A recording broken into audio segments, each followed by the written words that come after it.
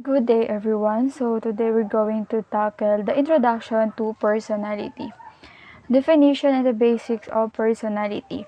Personality is an area of study that deals with the complex human behavior, including emotions, action, and the cognitive thought process. Personality is derived from a Latin word persona, which associated with the Greek theater in ancient times. The Greek actors commonly used to wear masks on their faces during their performances on the stage. Personality was thought to be the effect and the influence which the individual wearing a mask left on the audience. So, what is personality? Personality kasi is a term that used generally. Sometimes we say personality to mean how people get along socially. Like for example, she has a very shy personality, or else she has aggressive personality.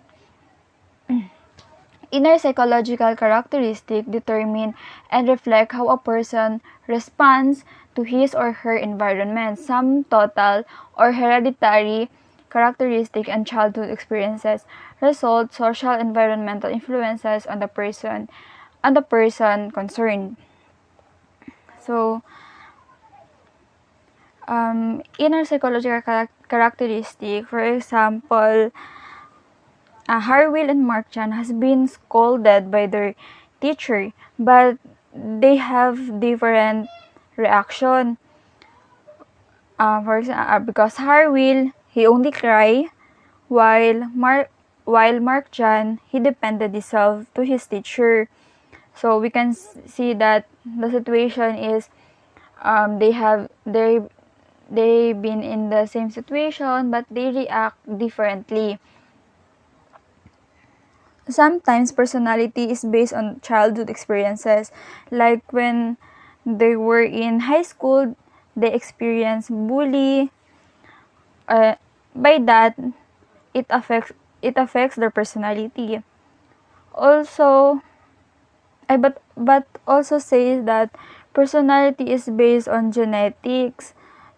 Namamana, for example, Mark Jan mother is a shy type personality. So it is also affect the personality of Mark Chan. He can be a shy type, a shy person.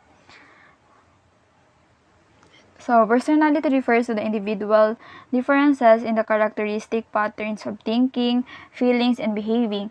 Also refer to the long-standing traits and pattern that propel individuals to consistently think, feel, and behave in specific ways. Our personality is what makes us unique individuals. Each person has an idiosyncratic pattern of ending, long-term characteristic, and a manner in which he or she interact individuals and the world around them. Our personality are thought to be the long-term, stable, and not change. So they said that so so they said that personality is a long-term, stable, and not change. It means personality doesn't change easily. It's consistent. For example, you're consistently late every now and then in the school, and also for in your meetings.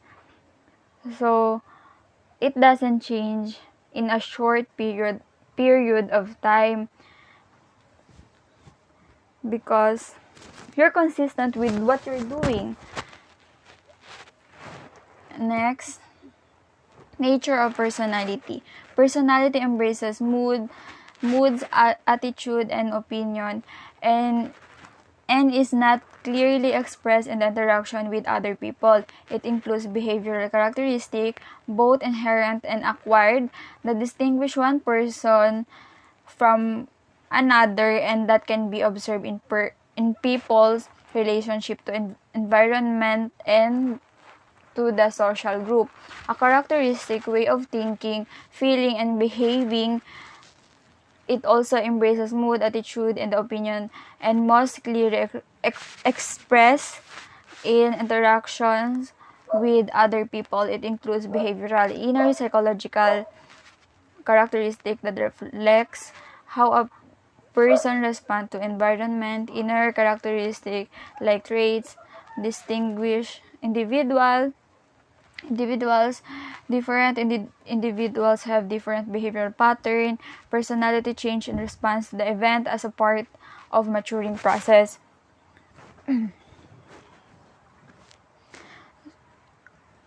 So, our personality is, they said that it also based on the environment, because they said that personality can be adapted by other people that surrounded by you. Also, it also reminds me a quote. It says that, "Tell me who your friends are, and I will tell you who you are." So basically, it emphasizes that your personality is based on your on environment or the social group that you have that you were in that you were in. So that's it for my report. So thank you for listening. Good day, everyone. Hi, how are you? My name is Princess Diane. Today is Tuesday, which means it's reporting time. So, I'm here to tackle about dimensions of theories of Freud and Eric. So, the theories of Freud and Eric are psychosexual, which is for Freud, and psychosocial is for Eric. So, first question before we start. How do you know yourself?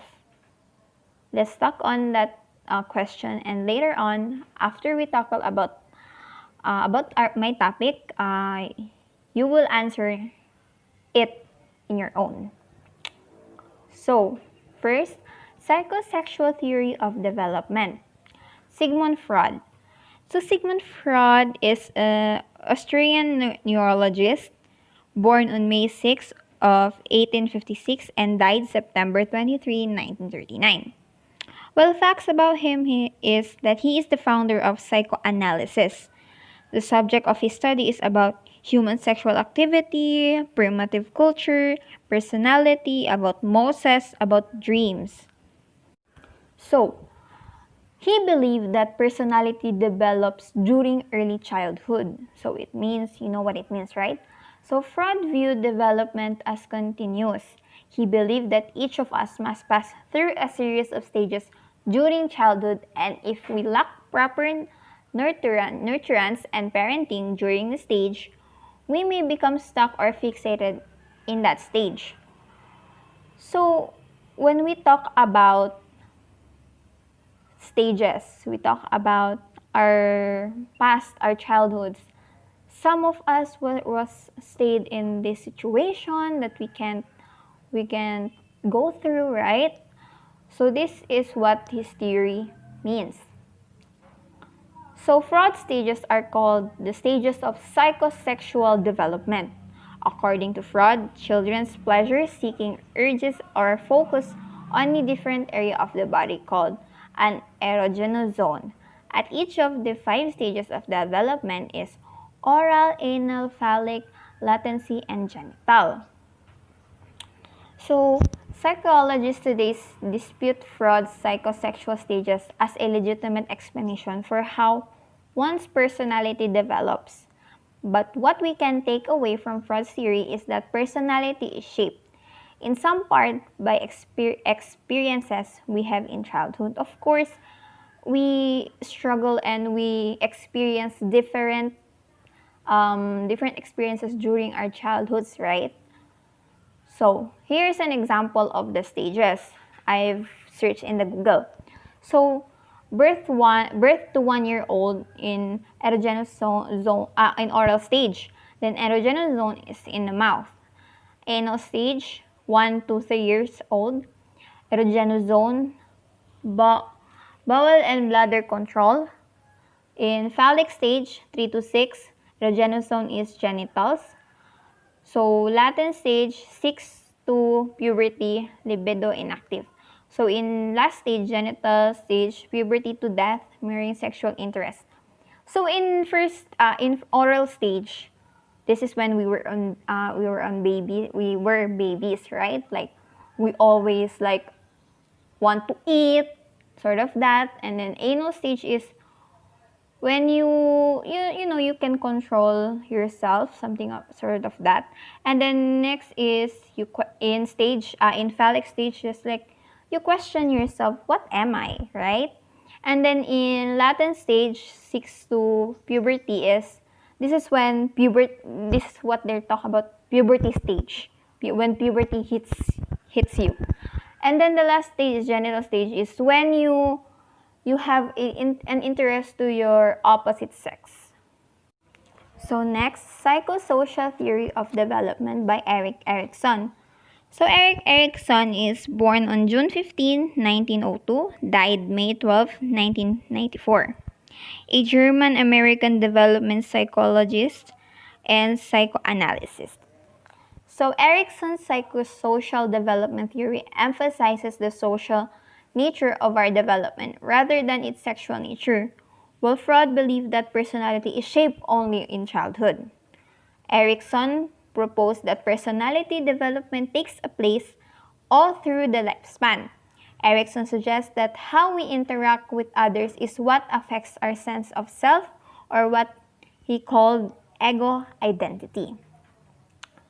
Erikson proposed that we are motivated by a need to achieve competence in certain areas of our lives. He suggests there is a conflict task that we need to resolve. Of course, when we were in our childhoods, right, or as we get older, we are experiencing struggles in life. Like some of us experience different experiences, right? So successful completion of each developmental task results in a sense of competence and healthy personality. Failure to master this task leads to feelings of inadequacy. So, Erik Erikson proposed that psychosocial theory of development. In each stage of Erikson's theory, there is a psychosocial task that we must master in order to feel a sense of competence. According to Erikson in 1963, trust is the basis of our development during infancy. So I will not read, it's up to you if you will read. But my explanation here is birth to 12 months. In this stage, according to Erikson, we as infants, we are just like, we like the attention of our caregivers, our mother, or someone who is taking care of us, right? Like, we rely on them since we were infants, right? This is in this stage, this is what we experience. Because in this stage, infants or babies just don't know what's happening around us, right? They just want to feed and sleep, eat again, sleep, sort of that. On the next stage is toddlers, which is 1 to 3 years old. They begin to explore their world. They learn they can control their actions and act in the environment to get results. So some of these, like the children around 1 to 3, they really like toys and foods, clothing, sort of that, right? Like when we are with our mothers or with our father, when we go shopping or just grocery, you want this, you want that, and like you're to seek your wants, right? Next stage is the preschool stage, ages 3 to 6 years old. Well, they are capable of initiating activities and asserting control over their world through social interactions and play. At this stage, I can remember about myself is I always wanted to go to school, but I always wanted to seek the attention of the teacher. Sort of that. But that was when I was a child. I mean in preschool. Then according to Erickson, preschool children must resolve the task of initiative versus guilt by learning to plan and achieve goals while interacting with others.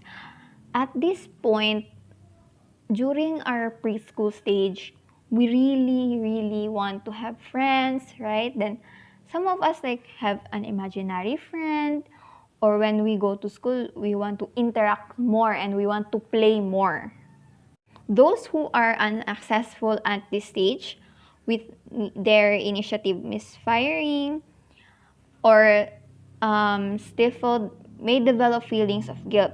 How might over-controlling parents stifle of children's initiative? Next, during the elementary school stage, ages 6 to 12 years old, children face the task of industry versus interiority. Children begin to compare themselves to their peers to see how they measure up. They either develop a sense of pride and accomplishment in their schoolwork, sports, social activities, and family life, or they feel inferior and inadequate when they don't measure up.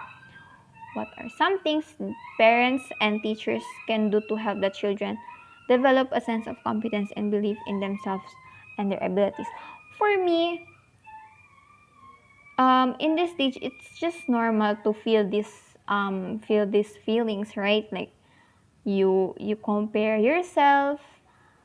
It's okay, but sometimes you don't have to compare because you know who you are and you know what you are capable of. For me, what are some things parents and teachers can do to help these children? Well, the children must open up with their parents, or they can open up with their teacher, and of course with their sisters or brothers, so that they can help to overcome this situation. In adolescent stage, where is ages 12 to 18, children face the task of identity versus role confusion.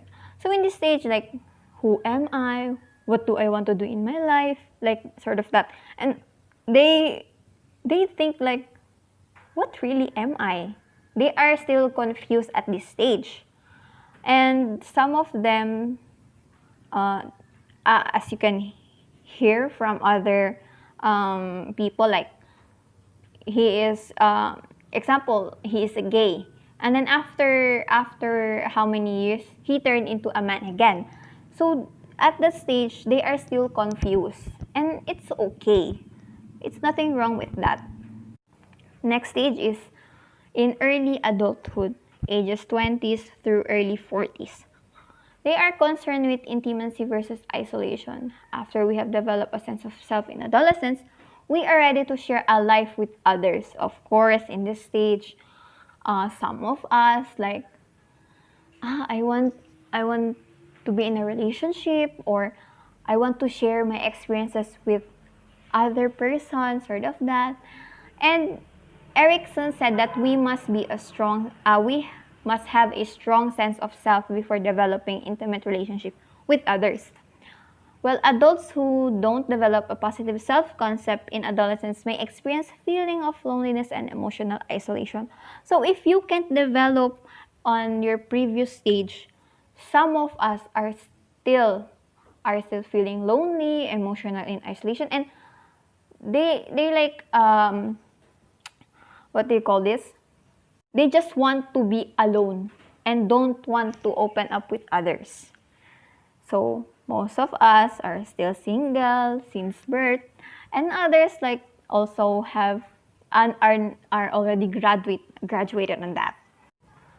When people reach in 40s, they enter the time known as middle adulthood, which extends to the mid 60s. The social task of middle adulthood is generativity versus stagnation. Generativity involves finding your life's work and contributing to the development of others through activities such as volunteering, mentoring, and raising children. At this stage, we some of us will be married soon, and you just don't want to stay at home, but also you want to help, right? You want to help your partner, of course, to raise your children, volunteering in every ways you can. Those who don't master these tasks may experience stagnation, having a little connection with others and a little interest in productivity and self-improvement. So, from the mid-60s to the end of life, we are in the period of development known as late adulthood. Erickson's task at this stage called integrity versus despair. He said that people in the late adulthood reflect on their lives and feel either a sense of satisfaction or a sense of failure. People who feel proud of their accomplishments feel a sense of integrity, and they can look back on their lives with few regrets. However, people who are not successful at this stage may feel as if their life has been wasted. Well, they focus on what you have, you should have, and could have been. They face the end of our lives with feeling of bitterness, desperation, and despair. Well, at this stage, based on what I have see or what I have heard, at this stage, like they are regretting for the things that they didn't achieve. Like, like some of the others are not successful and they regret that they didn't do this, they didn't do that. But some others were, of course, happy in their life and they can settle. So in this picture, this shows the Erickson's theories of development, which is psychosocial theory. So this is the stage from infant to the late 60s. So before we end my topic, what are the similarities and differences between Freud and Erickson's theory? So here is the table that I searched in the Google. So it's up to you if you want to what do you call this? You want to read it or screenshot it? It's up to you. In this table, you can see the different developments. So I hope you can answer the first question that I gave you. How do you know yourself? If you have questions, you can find me on my Facebook page, in my email address, in Gmail. Thank you everyone for listening, and I hope you have a great and wonderful day. Make good choices, guys. So, a pleasant day to everyone. So, I am Divine Grace Abubo, and I am going to discuss to all of you what are the significance of personality development. So, the first significance is personality development grooms an individual and helps him make a mark of his or her own. So, individual needs to have a style of their own for others to follow them. Do not blindly copy others. You need to set an example for people around. Personality development not only makes you look good and presentable, but also helps you to face the world with a smile. So in other words, or in other meaning, personality development helps you to be unique and to have your own style. So that's it. Next significance is personality development goes a long way in reducing stress and conflicts. It encourages individuals to look at the brighter sides of life, face even the worst situation with a smile. Trust me, flashing your trillion-dollar smile will not only melt half of your problems, but also evaporates your stress and worries. There is no point minding over minor issues and problems. So next significance is personality development helps you develop a positive attitude in life. An individual with a negative attitude finds the problems in every situation. Rather than criticizing people around, analyze the whole situation and try to find an appropriate solution for the same. Remember, if there is a problem, there must be a solution. Never lose your cool. It will make the situation worse. It is also essential to an individual to behave well with people around you. And being polite with others will not only make you popular among others, but also earn you respect and pride. Next is personality development helps an individual to inculcate positive qualities like punctuality, flexible attitude, willingness to learn, friendly nature, eagerness to help others. So, personality development helps you to improve your personality and makes you stand apart from the rest. It plays an essential role in improving one's communication skills. It is also helps to master the art of expressing their thoughts and feelings in the most desired way. So, and it is also makes you a confident individual who is appreciated and respected. Thank you. Good morning, everyone. These are the 5 aspects of personality. Number 1, openness. Number 2, conscientiousness. Number 3, extraversion. Number 4, agreeableness. Number 5, neuroticism. Openness. Openness is to experience refers to one's willingness to try new things as well as engage in imaginative and intellectual activities. It includes the ability to think of outside of the box. Conscientiousness. Conscientiousness describes a person's ability to regulate their impulse control in order to engage in goal-directed behaviors. It measures elements such as control, inhibition, and persistency of behavior. Extraversion.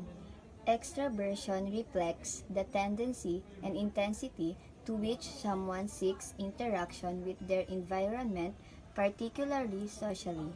It encompasses the comfort and assertiveness levels of people in social situations. Agreeableness. Agreeableness refers to how people tend to treat relationship with others. Unlike extraversion, which consists of the pursuit of relationships, agreeableness focuses on people's orientation and interactions with others. Neuroticism.